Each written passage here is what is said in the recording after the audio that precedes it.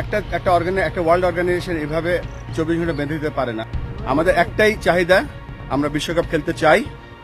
এই মুহূর্তে আমরা ইন্ডিয়াতে যেতে চাই না, আমরা শ্রীলঙ্কার মাটিতে বিশ্বকাপ খেলতে চাই।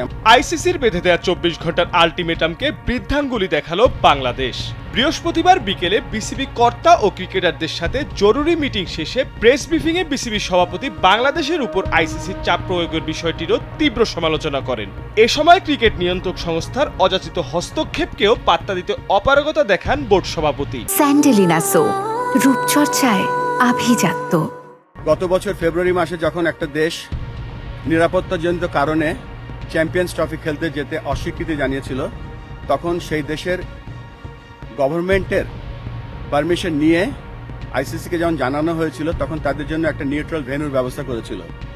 যেহেতু এটা হাইব্রিড মডেলটাও হয়েছে বিকজ অফ সিকিউরিটি এবং গভর্নমেন্টের অনীহার কারণে, আমরা সেই লাইনেও তাদের আইসিসিকে বলার চেষ্টা করেছি এবং বুঝিয়েছি, কিন্তু তারপরে আমাদের আবেদনকে খারিজ করে দেওয়া হয়েছে।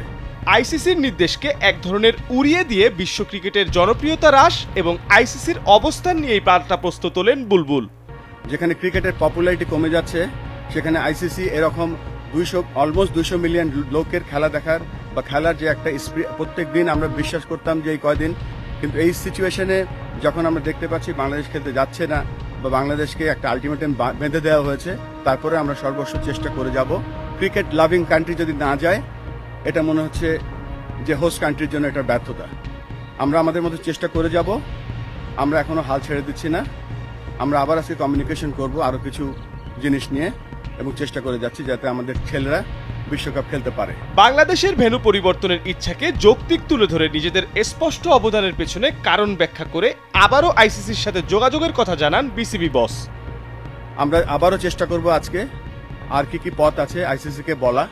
সপ্তাহ দুয়েক বাকি টি-20 বিশ্বকাপের বল মাঠে গড়াতে বাংলাদেশের অবস্থান নিয়ে দোলাচল এখনো কাটেনি, এমনটা বলাই যায়।